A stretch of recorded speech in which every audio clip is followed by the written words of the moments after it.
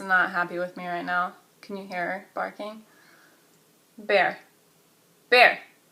Come here. You want to come say hi? Say hi. Hi. Ooh. Bear. She's... What? What? Bear. Look there. Right there. Look at the camera. Everybody wants to... Quiet. I hope you don't mind, but Bear wants to be a part of today's video. She refused to let me sit here without being on my lap. So she'll just be chilling down there. Anyway, so I wanted to continue talking about ways to kind of stay sane over the holidays. I feel like it's so weird if she's like not visible. Bear, you want to say hi? Not to me. Okay. Lay down. Okay. Anyway, there you are. Bear. Hi, yes. Thank you. Okay. Anyway, I want to talk a little bit more about how to stay sane over the holidays. One thing, I actually had a client tell me that I should talk about this next, so, which is a really good idea. So, I want to talk about bloating or water retention and why why it's important to know the difference between when you're bloating versus when you've actually gained fat. A big indicator, first off, is that usually you are not gaining like 3 pounds of fat overnight. And when I say usually, I mean never. Like, you would have to eat so much food, which like, you're not going to gain 3 pounds of fat overnight, especially from a cheat meal, you know, or a few drinks or something like that. So when you weigh yourself the next morning after a cheat meal or having drinks or, you know, whatever the case may be, not enough water, and or in combination with not enough water, and you've gained, you know, 3 pounds or whatever on the scale, that is a huge indicator that you are holding water. So, you know, it's annoying, but it is temporary, and if you do the right things, you can absolutely reverse it and be back to your normal self in a matter of a day, maybe 2. So I would say, first off, in order to not retain water or to get ahead of it before it even starts, is if you know you're going to have a cheat meal, up your water intake. That day or the day before and the day after. You need to increase your water intake, which sounds a little counterintuitive sometimes, you know, to drink more water if you're holding water, you know, but really that's what it takes. When your body holds water, you need to flush it out with more water. Another big thing about taking in more water is if you've overindulged a bit in the sweets or you know, sodium department, and you already have trouble with your skin or hair, you know, whatever, if you already have complexion issues and you've been overindulging, especially on the holidays, you know, eating chocolate or drinking chocolate really, right? Like sugary drinks or whatever, you might notice a change, you know, for the worse in your skin, and water helps a ton, even on your complexion if you've been indulging a little bit more in that area. Okay, so another big thing is to keep up with your workouts. You know, if you know that you're going to be, you know, indulging in some things you don't normally eat or having more drinks than you normally have or whatever, all these other variables are changing, just, you know, make sure you walk around a little bit more if you can't get to a gym, or you actually get to the gym, you know, on Christmas Eve, whatever.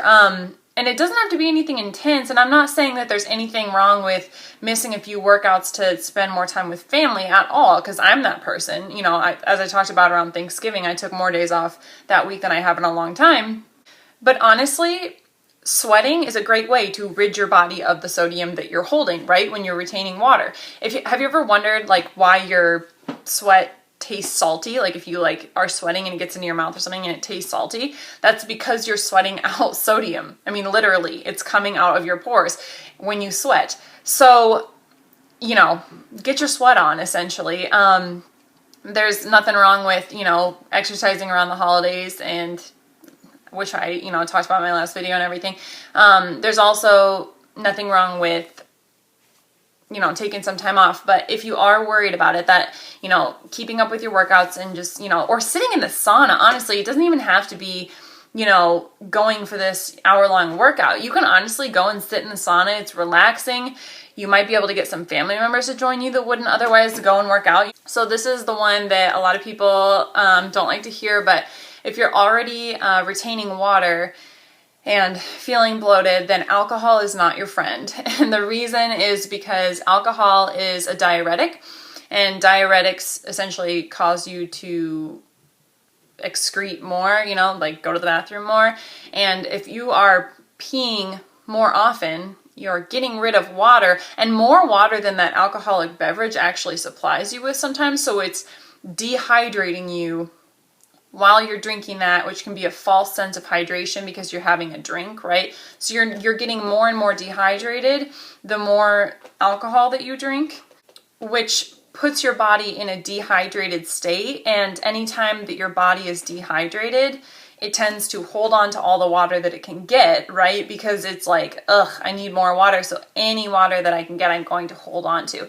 Hence, holding water and feeling bloated, you know, the next day, which is a lot of times why after you drink, you wake up in the next morning and you're like, blah, like my skin feels thick, you know, that kind of feeling. That's because your body's holding water because you're dehydrated from the alcohol that you drank. Okay, big is do not do anything drastic. Like if you wake up the next morning and the scale went up, but you know that all you did was have a cheat meal and have, you know, a couple more glasses of wine than you usually do, and, you know, you finish it off with some sugar cookies that you and your siblings made or whatever, you know, please do not go to extremes. So what I mean by that is, you know, people that usually would do like half an hour max of cardio a day, then if they're, you know, holding water, they immediately panic and go do an hour of cardio and like cut out water. Oh my gosh, I had a client one time tell me that their old coach told them when they were holding water to cut out water. You need more water to flush the rest of it out. You know, your body is essentially telling you like, I need more water. I'm holding on to water. Anyway.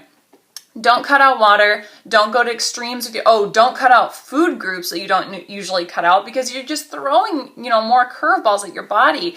All it needs is more water, less stress, first of all, and you're putting it into a more stressed state by, you know, increasing your energy expenditure to the point where you might exhaust yourself, you know, changing your diet so much that it's trying to kind of keep up with you. You know, just keep it normal. Essentially go back to what you usually do and just do more positive things to combat the water retention, like increasing your water, you know, not slacking on your workouts. I've already told you what I mean by that. But, you know, essentially your body will be stressed if you give it a reason to stress. So cut those reasons out. Don't be extreme and cut food groups out of your diet.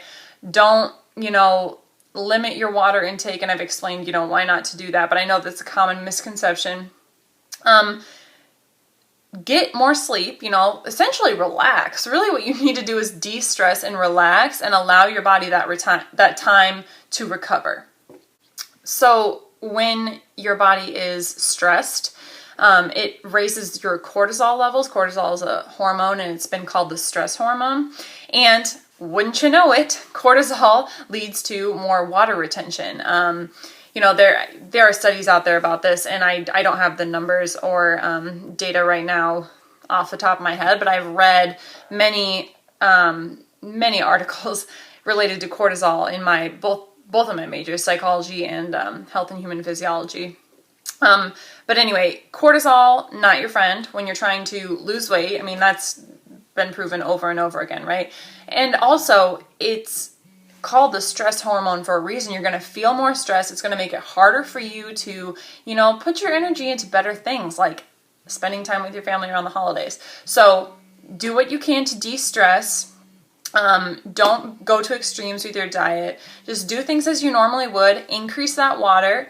Get a good sweat on and enjoy the holidays. I mean, honestly, a few pounds of bloat, as uncomfortable as it may feel, it is temporary and it's just bloat. Now, if you're eating 2,000 extra calories a day, at the end of the week, you may actually have fat gain. But I'm just talking about, you wake up the next morning and the scale went up a little bit. Do not panic. Don't panic. Your body is holding water, and there are things you can do to flush it out. Another thing that I have my clients try is dandelion root tea, and it really works for me and a lot of people. I know some people aren't as sensitive to teas, and they have to try, or it takes them a bit longer to lose that water. But dandelion root tea for me is like that. Like if I'm holding water and I have, 2 mugs of that before bed, or however much I can get out of a tea bag, it is like a severe difference. Like not in a bad way. Severe makes it sound so bad, but like it is a big difference. The next morning I'll wake up and I'll feel tighter. The number on the scale will actually have gone down because I've flushed that water. And it's natural. It's just dandelion root. It's like a plant. So this is the kind that I'm currently using. I think it's the only one that I've ever used. And like I said, I don't drink this every single day. I mean, I could. I don't, mind the taste of it or anything. The only ingredient is organic dandelion root, 2 grams. So it's just a natural supplement. And like I said, I usually do it before bed so that I can kind of give my body time to react to it, before I wake up the next morning. You can, I'm sure, drink it during the day. But I usually drink tea before bed. I don't know. That's just like my thing. I'm not like a big tea during the day person.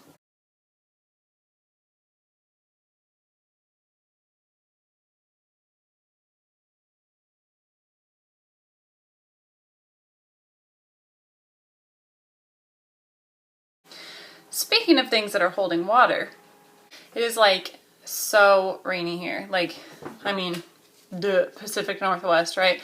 But seriously, I was not ready for this amount of rain. Like, we have been so spoiled, I feel like, up until this point, because this summer was so nice and everyone was like, oh, like, the rainy season comes in the winter. And we came out here and visited when I came out and like signed with my agency or whatever. We came out and visited last January. Because it was my birthday. And it was like barely sprinkling, like 45, and it was like wonderful, right? And I know that it rains out here more than like back in the Midwest and most other places, but oh my gosh, the last like, I don't know how many days, probably like 10 days. Oh, ever since we've gotten back from Thanksgiving. So what would that be?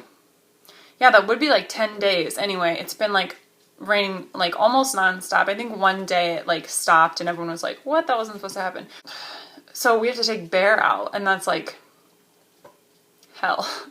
It is hell when you have this little tiny dog who, first of all, her legs are like this big, right? I mean, like, the distance between her and the ground is already so small, and then there are puddles, so she's constantly just soaking wet. So we have like 3 towels by the door where we're constantly like, she comes inside and we have to like towel her off. It's just like, ugh. And our parking lot is like holding actual water like along it, and anyway, talk about low motivation to go do anything. It's like, stay in the house, don't go anywhere, and you're kidding me. As I'm talking about this, Bear is at the door trying to go out. She didn't even have to go. We just stood out there for like 2 minutes while she walked in circles. She knows I'm not pumped. We came back inside and she went right in her kennel, which like, she does sometimes even if she's in a good mood, but right now she's looking at me like, sorry. Anyway, okay, so let me know if there's anything really specific that you want to know in relation to the holidays or how I handle the holidays. I would love to touch on it for you. I know that now I've touched on kind of the basics of how to talk to your family, how to handle that kind of scrutiny if that comes, from family members that you've experienced, and now how to deal with bloat and, kind of staying or getting back on track in that category. I can also talk about, healthier options or ways to kind of, stick to macros or whatever method you use, but I'm not sure.